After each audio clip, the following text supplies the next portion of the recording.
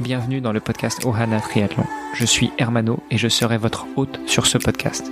À mes côtés, Olivier De Scuter, le fondateur de la marque Ohana. Tous les jours, en 5 minutes, on vous explique comment lancer une marque de textile de sport et comment performer dans le triathlon. Ce podcast est sponsorisé par Ohana, spécialiste du textile de triathlon, natation, vélo, course à pied. Pour en savoir plus sur la marque, direction ohana.boutique. À tout de suite pour votre première commande.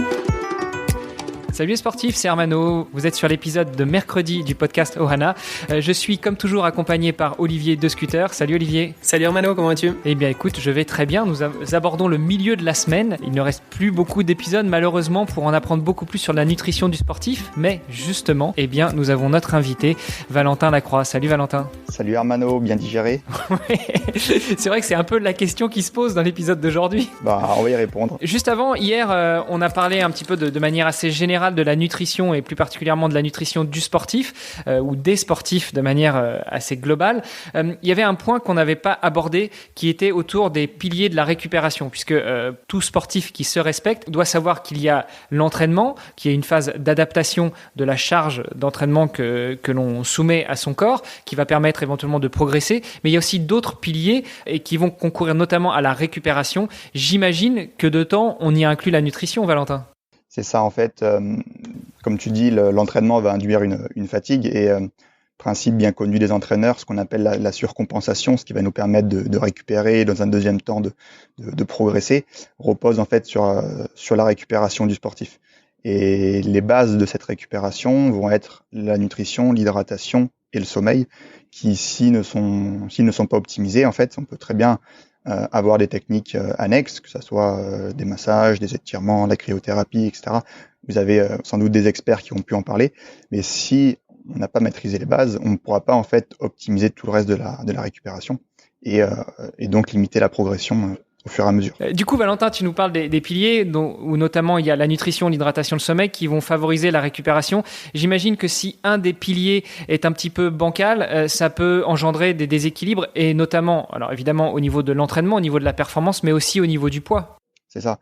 Et même les trois sont interdépendants parce que si on prend un sommeil de mauvaise qualité, une mauvaise récupération, on va perturber plein de mécanismes, que ce soit au niveau hormonal, au niveau des circuits de la récompense, etc., qui peuvent en fait impacter notre façon de nous alimenter. Peut-être qu'on va se tourner vers des aliments plus réconfortants, etc. Pareil, si on est mal hydraté, on va mal utiliser les nutriments qu'on va consommer dans l'alimentation. Donc ils sont tous liés. Et les trois vont vraiment de pair. Par rapport à ces trois piliers, ils ont clairement un impact sur le poids parce que déjà, on en parle bien longtemps dans le e-book, mais on a un des points importants de la santé du métabolisme, en fait, qui est ce qu'on appelle l'inflammation. Et cette inflammation va notamment moduler, induire un bon comportement et potentiellement une meilleure gestion du poids.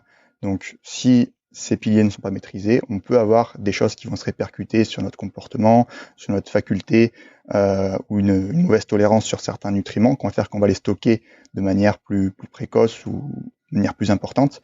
Donc il y a vraiment des liens étroits avec la santé, on va dire métabolique, la performance, la récupération et la santé plus générale, dont la gestion du poids fait partie, parce que si on parle d'obésité ou autre, qui ne sont pas forcément reliés à notre public, c'est une pathologie avant tout, ce qu'on appelle inflammatoire. Ok, alors justement, on parle de poids. Je pense que ce qui intéresse les sportifs quand on parle de poids, c'est évidemment de trouver le poids idéal, que l'on pourrait peut-être qualifier aussi de poids de forme.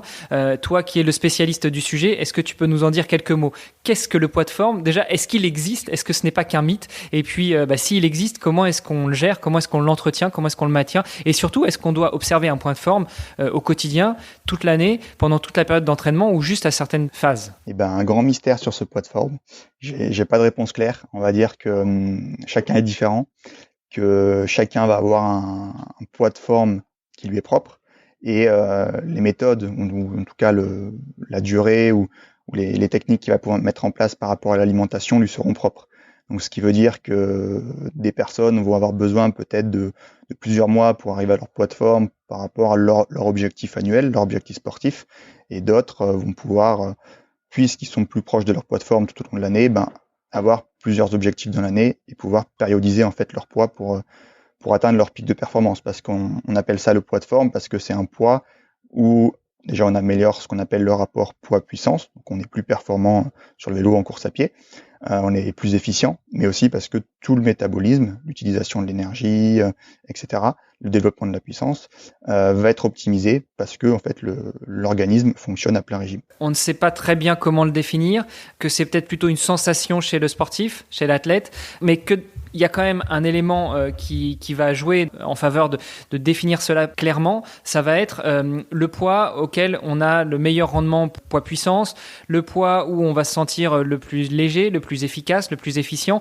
Est-ce que c'est totalement que du ressenti de l'athlète ou est-ce qu'on a quand même un moyen d'être guidé, de mesurer ça? On parle souvent par exemple de masse grasse. Est-ce que l'indice de masse grasse peut être aussi un indice pour définir son poids de forme? Est-ce qu'on peut descendre en dessous d'un certain indice? Est-ce qu'on peut être au-dessus? Ou est-ce que c'est vraiment encore une fois un ressenti, une sensation de l'athlète? Encore une fois, difficile de répondre et notamment entre le public féminin et le public masculin. On va dire que chez le public féminin, c'est un sujet d'autant plus sensible puisque généralement si on passe en dessous d'un seuil qui est d'environ 17% de masse grasse, on peut avoir des répercussions sur l'ensemble du métabolisme et notamment ce qu'on appelle une faible disponibilité énergétique qui va faire que l'organisme fonctionne au ralenti. Et donc, tous les mécanismes de performance vont être impactés.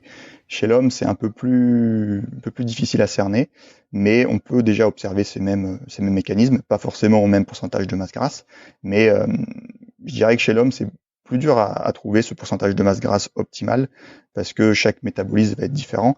Et si on prend les triathlètes ou même des cyclistes, tous les sports d'endurance, on voit des fois des pourcentages de masse grasse très très très faibles, même parfois en dessous de 7%, ce qui est vraiment très bas. Et on peut avoir des athlètes ultra performants.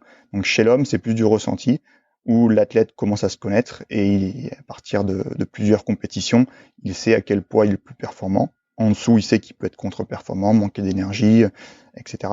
Et au-dessus, il optimise pas non plus. Donc c'est vraiment y aller à tâtons et observer ce qui fonctionne, et notamment encore plus sur des efforts d'endurance.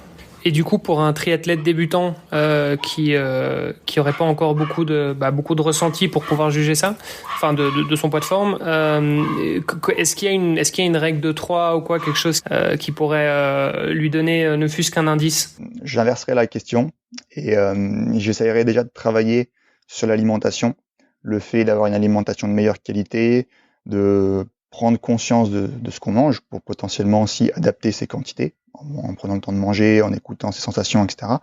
Pour dans un deuxième temps, en fait, affiner le poids parce que de manière naturelle, le débutant va augmenter sa charge de travail et va s'affûter de manière progressive simplement parce qu'il a augmenté son niveau d'activité physique, donc sa dépense énergétique, simplement comme ça. Donc pour le triathlète débutant, c'est pas nécessaire de se concentrer sur son poids de forme dans un premier temps. Il faut plutôt se concentrer sur une alimentation saine et équilibrée, comme tu le disais notamment hier. Ça veut déjà devenir un athlète avant de devenir un triathlète, c'est-à-dire se construire musculairement, optimiser tout son fonctionnement avant d'optimiser son poids en fait.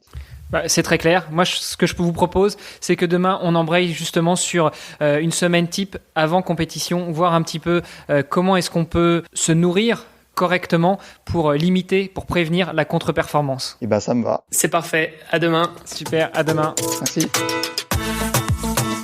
Ce podcast est sponsorisé par Ohana. Pour en savoir plus sur les textiles et les valeurs de la marque, rendez-vous sur ohana.boutique. ohana.boutique. À tout de suite pour votre première commande.